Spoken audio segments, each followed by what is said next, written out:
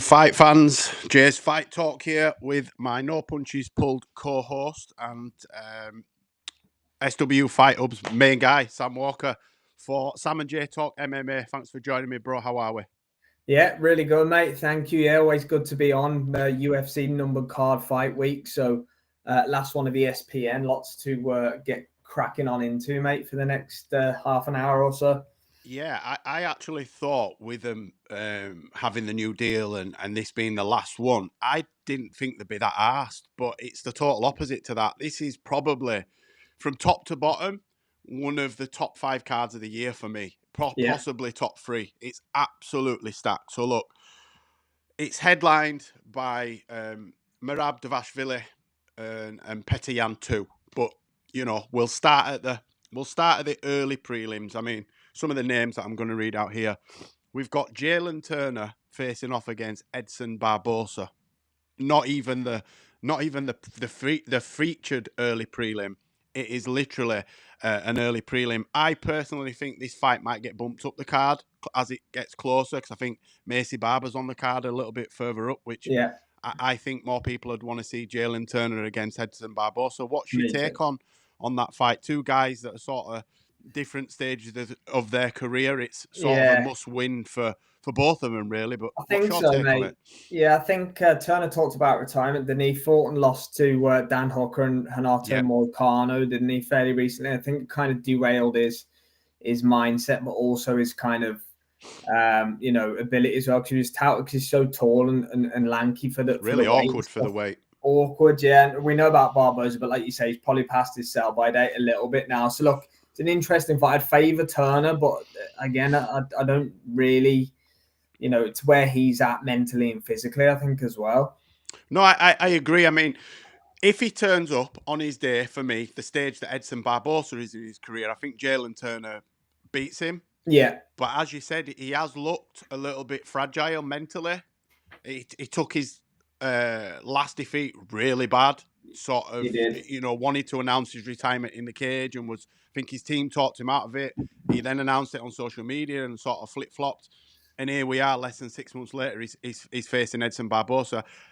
I'm leaning towards Jalen Turner. I think he's just fresher, even though I've just said that he's coming off, as you said, a couple of bad defeats and he could be vulnerable. But Edson Barbosa is not the guy that he was. He's not the Terry Etam spinning knockout wheel kick and brutal leg kicks. Even that Shane Burgos finish, remember that? Like the delay. Where it sort of like delayed the knockout. I think that was Burgos' last fight in the UFC, wasn't it? He was touted as somebody that was going to do big things, and that was strange. I've seen delayed reactions, but that was sort of like 40, 50 seconds after he got smacked. He sort of crazy, man. His legs went, but yeah, I don't think Edson Barbosa poses as much a threat as what he would have done 3, 4, 5 years ago. He's still a tough out for anybody. I think he's better suited to featherweight. I don't think he's big enough physically. He's lean for lightweight. So I'm expecting Jalen Turner to get the win. How he gets that win, I don't know, because he could be very tentative coming off a couple of heavy defeats. But the featured early prelim again is a fight that could headline a fight card, and we've seen worse headline fight cards and Apex fight nights. Marvin Vettori is fighting Bruno Ferreira. I don't fancy Marvin Vettori's chances in this fight, if I'm honest. He's looked recently like a bit of a punching bag.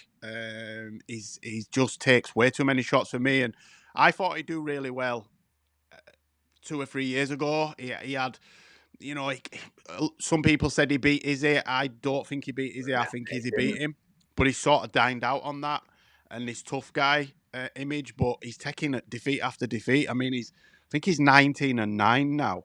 Yeah.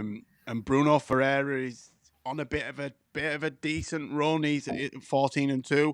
I think he stops Vettori. What's your take on Vettori Ferreira? Yeah, I think, look, like we say, Vettori's been around for a while now. The issue he's always had is his lack of power, isn't it? He's never really been a finisher or anything like that. So, look, he had the war with Paulo Costa, which was a great fight. Look, he come up short against Izzy a couple of times. Wasn't quite at championship level, even though he fought a couple of times. He never looked likely to win it. Yeah, I mean, I don't know about stoppage because he is rock solid. He's tough, Vettori, but I do think Bruno Ferreira is probably going to win the fight via a decision this time. I just think Vettori is struggling a little bit at the minute. Like you say, he's got a bit of momentum against him. So yeah, I like Bruno Ferreira to win this one, mate.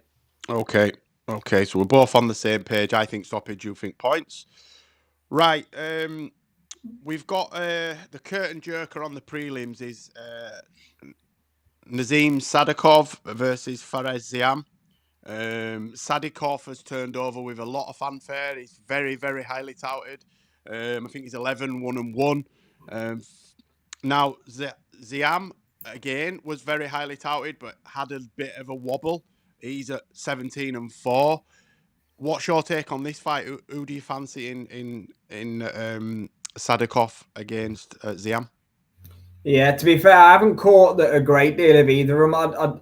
I'd fancy Ziam to maybe get the job done via a decision, but I'm interested in the matchup. I mean, I see it as probably a 50-50 if I'm being honest. Yeah. I think I've watched a couple of each of their fights, but for Ziam, maybe I would just give the slight edge to it. But again, I'm looking to see how both of them look because the lightweight division is on fire at the minute, isn't it? It's unreal. There's headline fights all the way down the top 20. If you look at the top 20, top 15, there's headline fights all the way. You know, and anyone in the top 10 on the day beats anybody not named Ilya for me. They can all swap with each other, and the lightweight division historically has probably been one of the certainly UFC, not probably MMAs. I think welterweight and lightweight have always been, and I think that comes down to the average size of a man. I completely agree. I think it's similar in boxing. Middleweight has always sort of been the stronger divisions because of the average size of a man. 150 to 170 is the kind of average male size, isn't it? So that's where the deepest weight classes seem to be. I think Sadikov's going to get him out of there. I've just seen nothing from Ziam to tell me that he can take Sadikov's shots, and he hits pretty hard. So I'm going for a Sadikov victory. I think he'll stop him, but I think he'll win. You know, whether he stops him or not is an entirely different. Now, this is the fight that I think, no disrespect to either of the ladies, if they identify as ladies, but they're both fighting in the ladies division, but I've got to put that out there. I think this is a fight that probably should have been replaced with Taylor versus Barbosa. I think it's a bigger fight for me. We've got Macy Barber facing off against Karine Silva in the women's flyweight division. Now, Macy Barber was the one that wanted to break John Jones's record, and you know, and she hit a brick wall, and then she got a terrible leg injury, and for me, she's never really looked the same. She's a little bit more. She was all hands before. She relied on her power and was really confident in her power. She got that bad leg injury. Yeah. And it's like she's second guessing herself. I think she's had a change of camp. Not recently, but she did change camps and moved from her original camp. And she said she had a lot going on outside of the cage, and she sorted all that out now. They're talking about Macy getting a title shot if she gets a decent win here. And I mean, women's flyweight's not exactly stacked. No. But she is up against a tough opponent in Karine Silva. Karine Silva can fight. She's 19-5. She's tough as all boots. She's got really good jiu-jitsu. She hits fairly hard. For me, it's a fairly even fight. What's your take on Barber versus Silva? Yeah, I think Barber's in an interesting position, really, and she given everything that you've just stated. Obviously, maybe been slightly derailed in recent performances, but look, I think she's maybe got enough to beat Karine Silva. Look, we're pretty much guarantee it'll go to the scorecards, don't we? That's pretty much a given. But yeah, I don't think we'll learn too much about where she's at. Really, is she ready for the championship and all that? Still a few fights away, in my opinion. I mean, who's the champion? The champion is what's her name? Brazilian girl. That's American Brazilian. Mackenzie Dern. Mackenzie Dern. Have they not fought? Didn't Barber and Hearn? Have they? I'm pretty sure they fought each other. Can't even remember. Can't remember. But look, I think Macy Barber wins this fight. I don't know. Unless she gets some kind of explosive knockout victory, I don't think she's getting a world title shot in the next fight. I think Whaley is going to drop straight back down and challenge Macy back and challenge Mackenzie Dern. You know, she deserves a shot at her old belt that she relinquished. She never lost that belt in the cage. What's next for Barbara, I don't know, but I expect her to get the victory at the weekend. Not sure how, but I expect her to win. Yeah.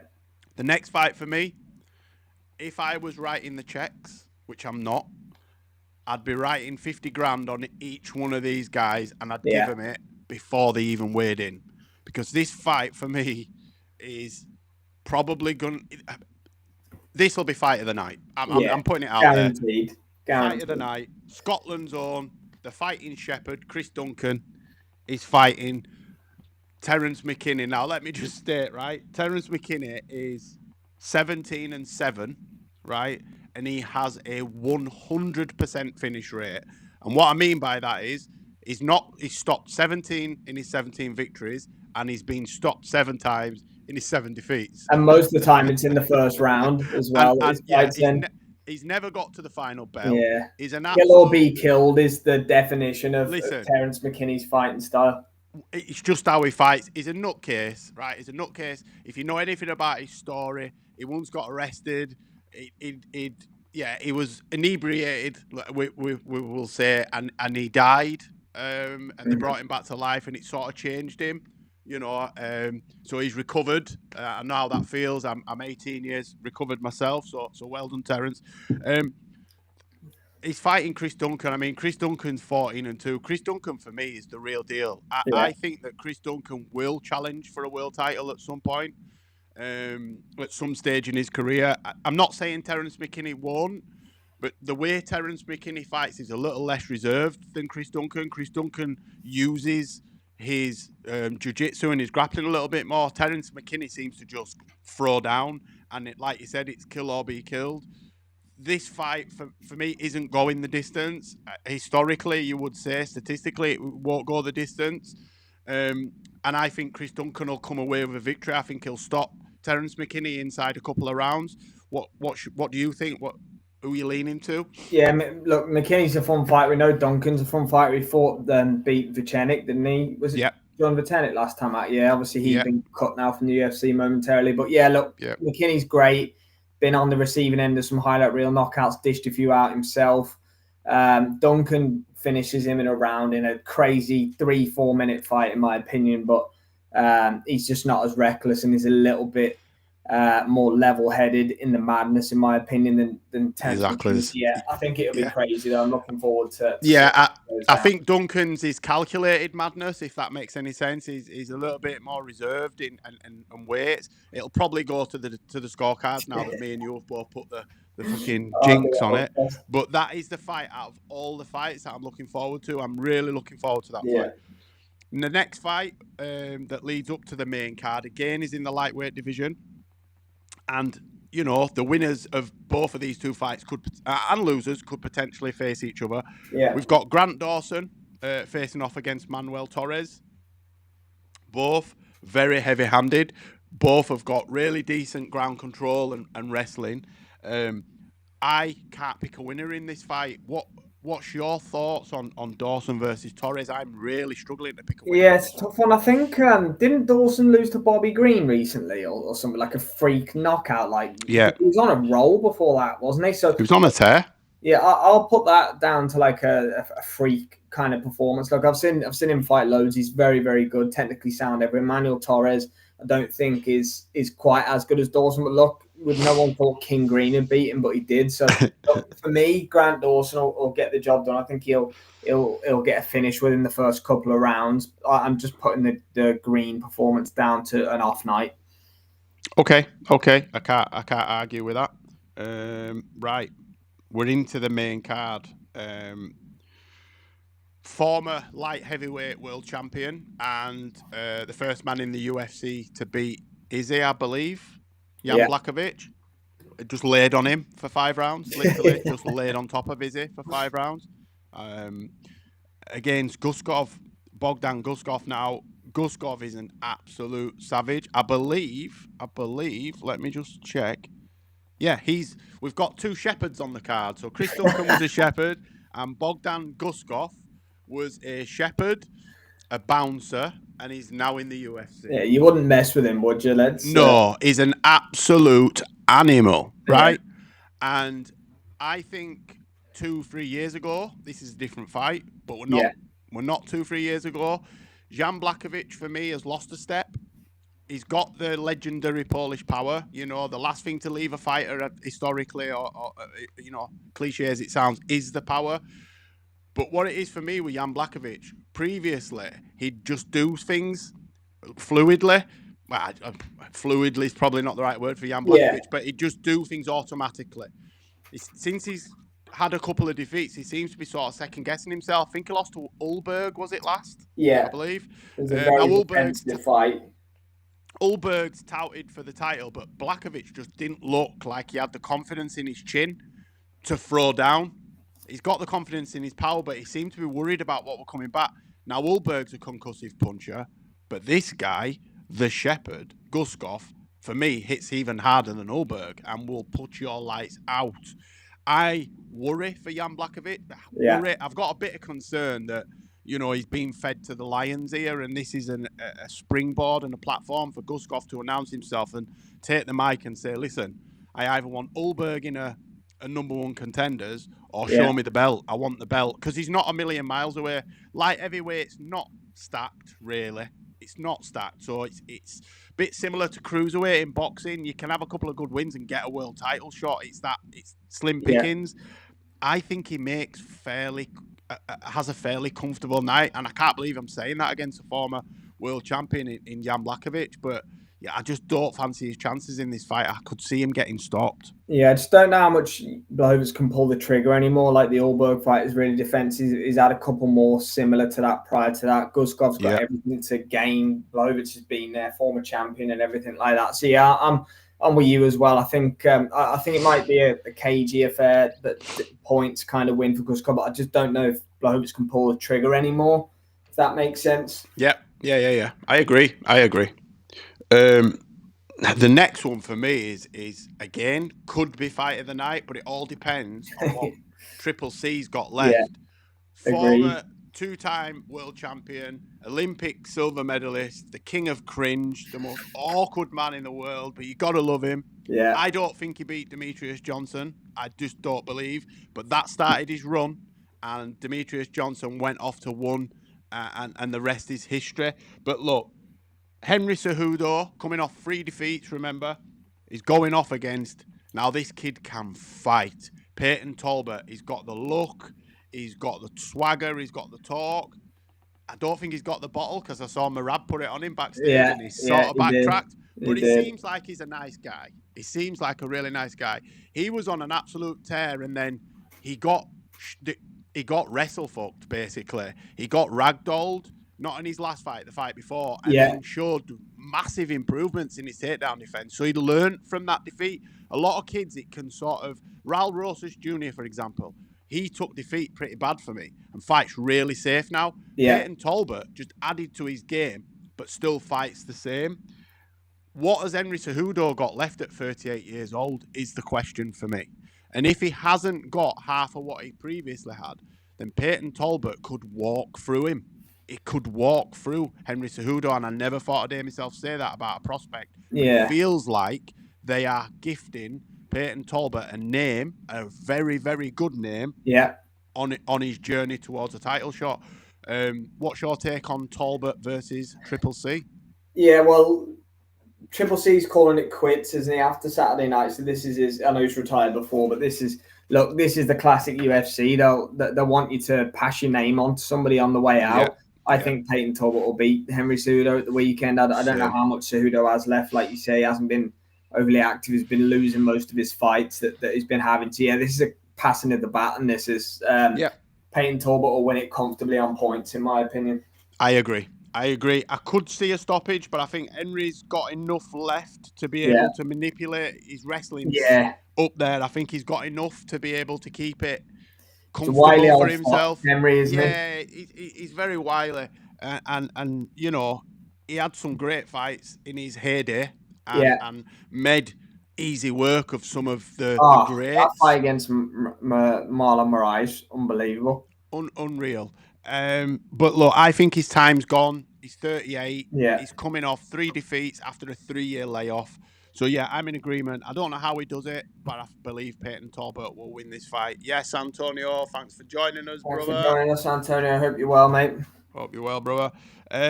Right, one of my favourite fighters next. The babyface assassin, Brandon Moreno, former flyweight champion. Former 2-time flyweight champion. Yeah, I think so, mate. Yeah. But he's got a real tough fight. Tatsuro Taira, for me, is probably, other than the guy that's in the next fight, Joshua Van, is probably one of the highest touted prospects for me in that division. And if Brandon Moreno's not the Brandon Moreno that has fought Figge, I know he's coming off losses, but what you've got to remember, the losses have both been splits, I believe. He lost to Brandon Royval, split decision, and Pantoja. Yeah. What do you think? Oh, mate, he's one of my favourite fighters. He's such a nice guy. He's into cartoons, anime. Yeah. He's just, he just seems a real nice guy. Got beat, left the UFC, got sort of dropped. Yeah, found his way back. Won the world title, lost the world title, won the world title back. He's a fan favourite, but he's up against it. Tatsuro Taira is the real deal. What's your take on Moreno versus Taira, mate? It's a good fight, man. Another one, like Antonio said, I can't believe Moreno's only 31. Look, he's had the 4. Mad, isn't it? Mad. Fought everybody. Beat, what was the guy's name who was touted to be the next? Usyk. No, not Usyk. The one before that. Everyone thought he was going to run up on Moreno, and he completely 50-45'd him. Can't even think of his name. Can't remember. Albazi, was it? Oh, Albazi, yeah. Albazi was meant to be the real deal. And he just so look, Moreno's a tough out for anybody, former champ, but I don't know, Tatsuro Taira, I think he might be catching him at the right time here. I think so. So I'm going to pick against Moreno. I feel bad for doing it, but decision for Tatsuro Taira, in my opinion, mate. And look, I understand, and you justified your answer. I can't pick against Brandon Moreno. I know it's tough. And I'm picking Moreno to eke out a decision, but we'll know within the first minute whether he's got it, because he's got that movement and that fast twitch, and I just worry that he's going to get caught with something. But I will stick with my original pick.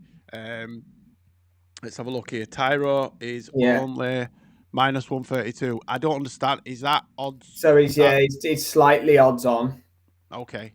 I legit think he should be a higher favourite. I think Moreno's time is up and Taira is different on the ground. I can't disagree with you, Antonio, but he's one of my favourite fighters, and I'll never pick against my favourites. So I'm sticking with him begrudgingly.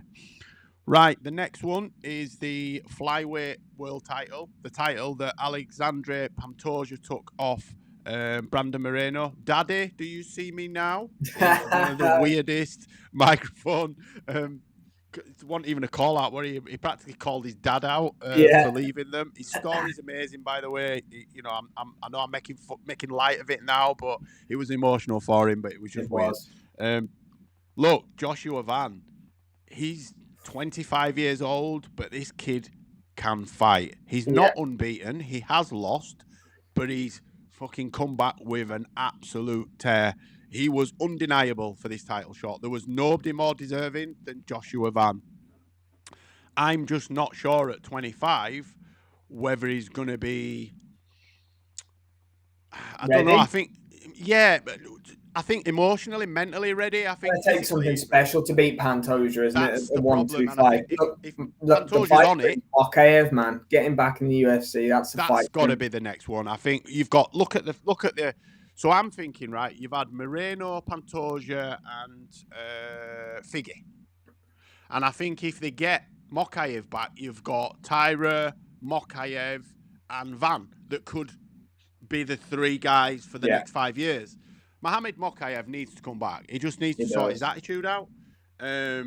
He's got a bad attitude, but you've got to have that degree of obnoxiousness to be an elite athlete. Yeah, I think that if Pantoja's the Pantoja that we know, then I think he's wily and crafty enough to manipulate his way through a 5-round points decision. Mm-hmm. I think Joshua Van's best chances are to just get on him and just disrupt his rhythm and look to try stop him, that is way easier said than done. Correct. I'm actually leaning towards Pantoja. What's your take on this fight? How can you pick against Pantoja, mate? With what you can't, can you? It's look, Joshua Van's looked great, hasn't he? And we're all kind of high on the performances. But yeah, look, like I said, the flyweight division's not deep. Mokaev we need to see him back, but let's forget about that for now. I hope Joshua Van puts up a decent performance. I actually can see Pantoja subbing him or something like that. Can you? Yeah. Here we go. Look, Pantoja's 35, but looks 25. He's incredible shape. Yeah, look, Van will be tough, for sure, but I think and still, mate, for me. Yeah, I think that the second one he lost against Moreno, but he just he seems to have his number. Whether he, you know, I just think it's possibly too early for Van. And I know 25's not a baby, but he hasn't fought. The level that he's got to jump now is significantly more of a level than he's fought at. And Pantoja, yes, he's 35, but does look considerably younger and hasn't got that many miles on the clock. No, I agree. You know, he's not been in a lot of wars. I know he's had the Moreno fights and Figgy and whatnot, but he's comfortable. I'm not picking against Pantoja. I think Pantoja will get the win. You think he's going to sub him. I think he's going to 50-45 him. But we're both on the same page, aren't we? Don't hate that. The main event then. Merab the Machine Duashvili against Petr Yan 2. I saw a stat the other day and I thought I'd read it wrong, but it were right. When they fought the first time, Merab got 11 takedowns. Yeah. Out of 69 attempts. Yeah, just ran up on him. Yan had no answer to the volume. He just couldn't do anything. Now, Yan's improved. He's gone away and he's rebuilt and he's had some decent wins. Yeah. But Merab has improved exponentially. Oh, Merab's just getting better. Talking about aging like a fine wine, Merab is the... I mean, if you remember, do you ever remember, was it Marlon Moraes? Who caught him in... Yeah, no, who caught him in the... Place. No, not that one. Was it Roy Val? Oh, no, Ricky Simon caught him in his neck. Subbed him, didn't he? No, do you remember? He was kicking for about a minute. Yeah. And then the bell went, but they gave it as a... Didn't they give it as a TKO? He passed out, didn't he? Or something? He was trying to keep his legs going, wasn't he? But look, how can you pick against the Machine? I can't pick against the Machine. Nah. I don't give a shit. Considering he 50-45 Petr Yan a couple of years ago as well. Do you know what I mean? And did you see Merab? Yeah, look, Merab's got a tough cut as well. I mean, he has, but the record, isn't he? He's going for the record of the most title defenses in the year. That's why he's fighting this card. 4 defenses in the calendar year. But what you've got to remember is, in the lead up to his last fight day, he sparred 5 rounds, and then went and did 5 rounds. So his lack of energy against somebody else's lack of energy, for me, is chalk and cheese. I just think that Merab's better than Petr Yan. I don't think Petr Yan's that good on the ground. I think his best chances is boxing. Merab, I like that. It's weird how he enters a takedown when he throws a punch at the same time, so they don't know whether a punch or a takedown's coming. I think Petr Yan's best chance is catching him coming in. Do you remember when Derek Lewis, who knocked out... Was it Derek Lewis that knocked out the stutter? He stutters. What's his name? Curtis Blades. Curtis Blades. Who knocked Curtis Blades out of an uppercut when he was coming in for the takedown? Was it Francis? No, it was Curtis Blades. Who knocked him out, though? Who was it that knocked him out? Lewis. Derek Lewis. Derek Lewis, yeah. It was, yeah. I think something like that, or a knee catching him up the front. But I can't pick against Merab in the first fight against Merab. I think Yan said he was hurt or something. I don't know, but I don't care. I don't think it would have made any difference. I just think he got ragdolled, mate. Yeah, he didn't get a chance to really let his hands go. Merab does that to everybody. I mean, he's done it to Cejudo. He's done it to Sean O'Malley. He's done it to everybody. Sandhagen, even Umar. He's done it too. After being 2 rounds down. After being 2 rounds down, he was 2 rounds down against Umar, and then just turned it on. I can't pick against him, but I think it will go 5 rounds. I think this will go 5 rounds, but I think Merab will win it, by 2 rounds at least. Do you think he'll win, or? I think he could do the same again. I think he could 50-45. I think the clash of styles is... I mean, look, you have to bear in mind the weight cutting, like Antonio said. But look, Merab's just a freak of nature, man. Like, who's beating him? I don't think Jan is right now, even though he's looked good in beating Song Yadong and McGee and I can't remember the other one, but he's had 3 decent wins in a row after losing 3. Aljamain, O'Malley, and Merab won. So yeah, I do think Merab's just too good. I hope he does it, obviously, because he's going to break the record, isn't he? If he can do it. He is, way. Yeah. I mean, that's it for UFC 323. Before we go, though, there's a couple of headlines that have come out. Paddy Pimblett is facing Justin Gaethje in January as the main event. I'm a little bit pissed off. I've been getting a bit of shit on social media because I think Harrison versus Nunes is a bigger fight in terms of what it is for women's, MMA history. The fact that Amanda Nunes is coming out of retirement to face her former teammate. They've trained together. Yeah. Amanda was all behind Kayla before when she was in PFL. I think it's the wrong time for Amanda, if I'm honest. Yes, Antonio, I think we are doing watch-alongs on Saturday night. Yeah, we should be thereabouts. We'll be around, brother. Two fights there then. What's your take on Paddy versus Gaethje and then Harrison versus Nunes?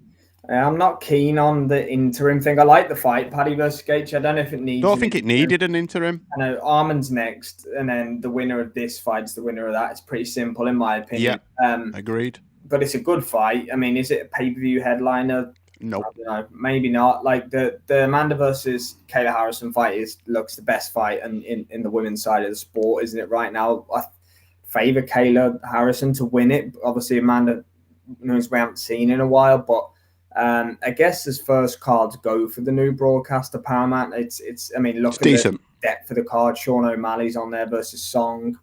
There's other fights I can't think of off the top of my head. It's a very, very good card from top to bottom. Yeah, I'm not a fan of interims really, unless for me, I'm not a massive fan when it's just handed out like it is now. Yeah. But if a champion is injured or unable to defend, then I believe then it makes sense. There is a spot for an interim belt.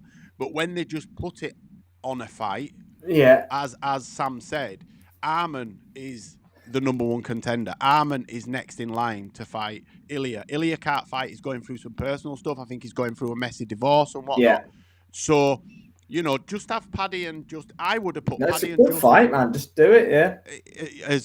But they need a belt on the line for a pay-per-view headline. For a pay-per-view, yeah. So I would have had the women there, and had that underneath. But look, it is what it is. I just want to mention one more fight. It's not necessarily MMA, but it's an MMA legend. So there are rumors that Ronda Rousey, the woman that would have beat Floyd Mayweather, is rumored to be boxing Katie Taylor, or they're in negotiations for Katie Taylor. Can I just say that this fight is less competitive than Anthony Joshua versus Jake Paul? Correct. What's your take on it? Do you agree with that? Look, it's not Katie even Taylor a question. Will beat the dog shit out of Ronda. Yeah, I don't even think that's a question. That would be just the biggest whooping. It can't. Ronda cannot box. Surely it's just hot air. Surely. Oh, here we go. Antonio thinks Paddy subs Gaethje. I said that when the fight was first ever rumoured. Gaethje's been subbed quite a few times, hasn't he? Charles Oliveira subbed him. If you can get past Gaethje's leg kicks and his Ferroring punches in the first couple of minutes, as he starts to settle down, I think Paddy could catch him with something. And like you said, he's been subbed a few times, so it's not, it's Gaethje's good, but he's very wild and reckless. Paddy's a little bit more conservative with his output. And Paddy's jiu-jitsu is really fucking good. Really, really good. Yeah. So, look, we've got a massive end to the month. We've got the last pay-per-view, and then we've got a card to end the year. We've got a massive start to the year. Well, let's answer this last question from Antonio before we go. Was Ronda a big superstar? She was one. She's a pioneer, mate. She was a pioneer, so she got gifted the belt when they brought the women over. She got given the championship. She was a Strikeforce champion, but she's a pioneer for women's MMA. The problem for Ronda is she never evolved the game, so the younger ones coming through had trained MMA. Ronda's a judo player that learned to sort of throw, but her coach was shocking. Edmund, was it? Edmund, yes, and then you had the other guy who fought under there too, Edmund Shabazian. Can't remember the name of the coach though for some reason. She was massive, mate. She did more for the sport of MMA for women than anyone ever could. She is the pioneer. The problem for Ronda is she started to drink from her own cup and believe her own hype, the special secret juice, and you know she was ill-advised when she lost against Holly Holm. She just went radio silent and everybody hated her, and she brought that on herself. She then just came back and fought Amanda Nunes, and you could see she was never, ever, ever, ever, ever going to beat Amanda Nunes.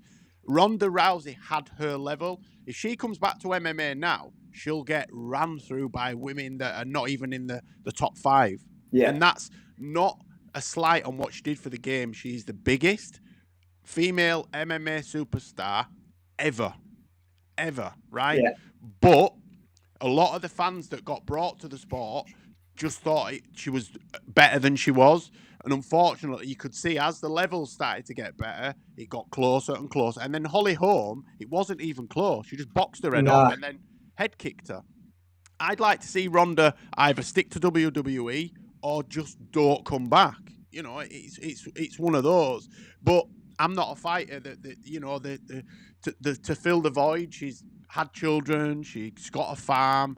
She's probably got that void and an itch that she needs to scratch. But don't scratch it using Katie Taylor, because Katie Taylor will scratch your fucking eyes out, Ronda. She can fight. But anyway, look, it's been a great show tonight. Thanks for joining me, everybody that's interacted. Antonio, thank you as always. You can catch Saturday night, we'll be doing boxing watch-alongs first over on SW Fight Hub. If you've not subscribed, get yourself subbed up over on all socials to SW Fight Hub. Sam's got loads of content. He does predictions, watch-alongs. We do No Punches Pulled over on that channel as well. So you can catch us over on SW Fight Hub on Saturday night, early hours of Sunday morning for the UFC watch-alongs. Sam, thanks for joining me, brother. I'll see you mate, always a pleasure. Antonio, thanks for joining us as always. Cheers. Mate.